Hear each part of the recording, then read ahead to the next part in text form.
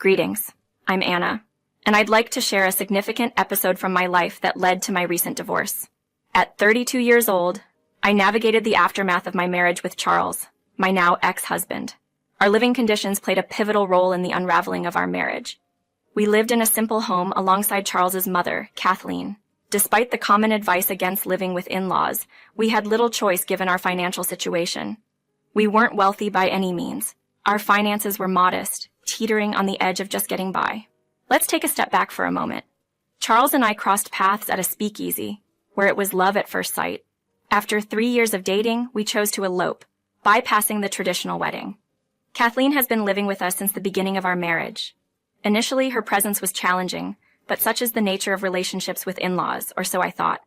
Despite the ups and downs, Charles and I managed to maintain a steady relationship, understanding that marriage isn't always perfect. However, 3 years into our marriage, our dynamics began to change. I came home from work one day to find Charles and Kathleen visibly stressed. Charles had just lost his job due to company cutbacks, placing him in the daunting position of finding new employment. This news was a blow to our already tight financial situation. Despite my reassurance that Charles would find another job soon, the reality hit us hard. With Charles out of work, the financial burden fell solely on me. We were living from one paycheck to the next, but I was prepared to use my savings to cover our immediate expenses, including our mortgage. This decision meant postponing my dream of starting a handcrafted ceramics business, but prioritizing our basic needs seemed like the only option. I was ready to contribute whatever was necessary, appreciating the gravity of our situation. However, the conversation took a turn when Kathleen suggested that I hand over my entire paycheck to her, claiming she had more experience managing our household finances. This moment highlighted a significant strain in our relationship, marking the beginning of the end of my marriage. At that moment, I was unsure and conflicted. The request to surrender my entire monthly earnings to Kathleen, Charles's mother, under the guise of her managing our finances, left me uneasy. It was presented as though she was merely looking out for our collective well-being. Reluctantly, I agreed to contribute to our household expenses, but insisted on a transparent and fair approach to managing the funds. I was not ready to relinquish control over my income without understanding how it would be used.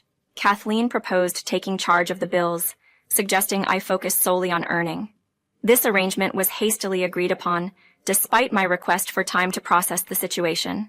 With Charles's job loss, I found myself the sole earner, and suddenly my financial plans, including my dream of launching an online handcrafted ceramics store, were overshadowed by immediate family necessities. However, as time passed, it became apparent that Kathleen and Charles were becoming too comfortable relying on my earnings. Despite my reservations, I handed over my salary, trusting Kathleen to manage our essential expenses. Initially, the arrangement seemed to work. The mortgage and groceries were covered. Yet, within 2 weeks, our supplies dwindled faster than anticipated, forcing us to dip into my savings earlier than planned. To my dismay, Charles and Kathleen's spending began to spiral. Charles justified unnecessary expenditures and personal getaways with friends as stress relief, while Kathleen indulged in luxury shopping and home decor, far removed from our agreed-upon essentials. Their actions reflected a blatant disregard for our precarious financial state, prioritizing short-term pleasures over our long-term stability and my personal savings goals. During this challenging period, Charles's demeanor towards job hunting shifted dramatically. Instead of actively seeking employment, he seemed to embrace a carefree lifestyle, funded by my hard-earned money. This lack of effort and responsibility on his part was disheartening.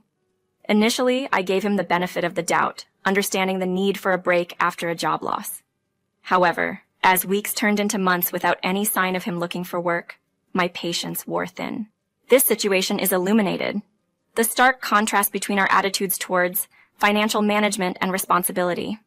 While I was striving to secure our future, even at the cost of my dreams, Charles and Kathleen appeared to prioritize their immediate desires and comforts, further straining our relationship and financial stability. A whole month slipped by, and Charles hadn't shown any inclination to start job hunting. The reality was that bills were piling up and my savings were dwindling. It was time for a heart-to-heart, so I approached Charles. "Charles, we need to have a serious conversation.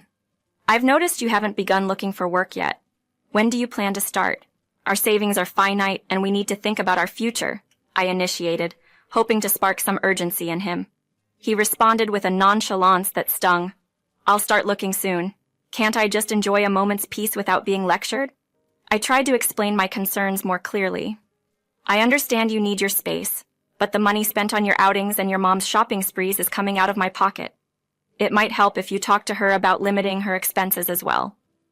Charles's frustration became evident as he retorted, Don't act like you're in charge just because you're the one earning right now. I'll apply for jobs in my own time. Don't pressure me into doing things before I'm ready. I couldn't help but bring my aspirations into the conversation, hoping to find common ground. Charles, my dreams are important too. It's not just about my ambitions. Starting my business could benefit all of us. But with our current financial bleed, I'm really worried about our future. Can you not see the bigger picture here and help out for our collective good? His dismissive reply cut deep. Save me your sob story, Anna. If you can't manage our simple needs, how do you plan to run a business? Perhaps your plans aren't as solid as you thought. It's not about having a perfect plan, Charles.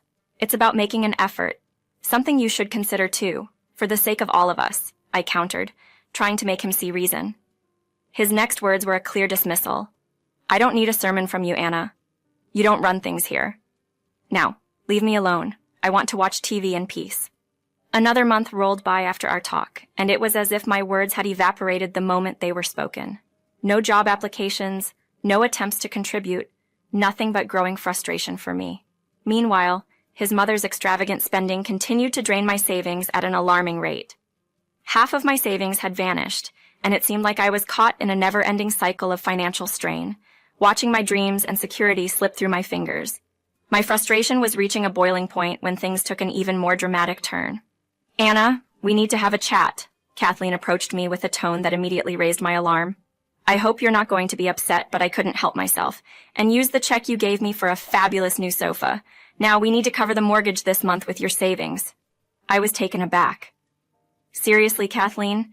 That seems incredibly irresponsible. You know we're struggling to make ends meet, and you decided to buy a sofa. Kathleen's response was breezy, to my dismay. I know, but it was such a bargain I couldn't resist. And it's a stunning gray sofa that'll look great in our living room. It's already on its way. We didn't need a new sofa, Kathleen. This is not the time for such expenses, I protested, trying to keep my cool. But we did need it. Now that it's bought, we just have to deal with it. It's going to enhance the living room significantly. Now, about the mortgage money. Her expectation for me to just cover the expenses because it was my job as the provider, especially as her daughter-in-law, was baffling. Reluctantly, I agreed, but made it clear this couldn't happen again. This is the last time, Kathleen. We have to be more mindful about where our money goes. This incident highlighted the harsh reality of our financial predicament. Kathleen's spending had nearly drained my savings, and Charles seemed indifferent, lost in his world of leisure. Our relationship was barely hanging by a thread, with communication all but broken down. As time wore on, my savings dwindled to a mere few $1,000s. When I brought this up with Kathleen and Charles, their lackadaisical response was for me to do whatever it takes to keep the money coming. They seemed fine as long as their comfort was undisturbed, leaving me to juggle our finances alone. Faced with no other options and the weight of financial responsibility solely on my shoulders, I made a difficult decision for our collective welfare. I sold our only family car. It wasn't a move made out of whim or for personal gain, but a desperate measure to keep us afloat a little longer. In a moment of desperate need, I made the difficult choice to sell our family car. My salary was stretched to its limits, struggling to cover even a month's groceries after the mortgage payment, not to mention other essential bills. So, after one tiring day at work, I found myself walking home, an action that would soon ignite a storm. Why are you walking home today? What happened to the car? Charles asked, confused by my arrival on foot. Taking a deep breath, I confessed, I didn't bring it up earlier, but I sold the car today. It seemed none of you were concerned about our financial situation, even though you both told me to do whatever was necessary. Given our dire financial state, selling the car felt like the right move. You sold the family car? How could you decide that on your own? Charles exclaimed, disbelief and anger mixing in his voice. It wasn't a decision made lightly, I defended. It was a practical choice. I was the only one using it for work anyway, and now I'll have to figure out an alternative. This is unacceptable, Anna. Remember, you're just living here because you're my son's wife. How dare you sell it without asking us? Kathleen chimed in, her tone dripping with disapproval. It was necessary. We needed the money to get by, at least until Charles can find work, I reasoned, trying to explain the direness of our situation. The conversation spiraled downward from there, with Kathleen accusing me of being overly dependent and not capable of managing our finances, let alone starting a business. They demanded I leave the house immediately and hand over the money from the car sale before going. I've been supporting both of you for months, and this is how you repay me? I protested, my frustration boiling over. Where am I supposed to go, especially without enough money? I've invested everything in supporting this household. Ignoring my pleas, they insisted I leave that very night, giving me an hour to pack my things. In a state of shock and with tears clouding my vision, I hurried to my room. I packed essentials, clothes, anything I could grab in my panicked state. With only $200 to my name, the result of their earlier demands, I was left to face an uncertain future alone, heartbroken by their betrayal and the harsh reality of my situation. After selling the car and facing such a harsh reaction, I was left completely bewildered, unsure of my next steps.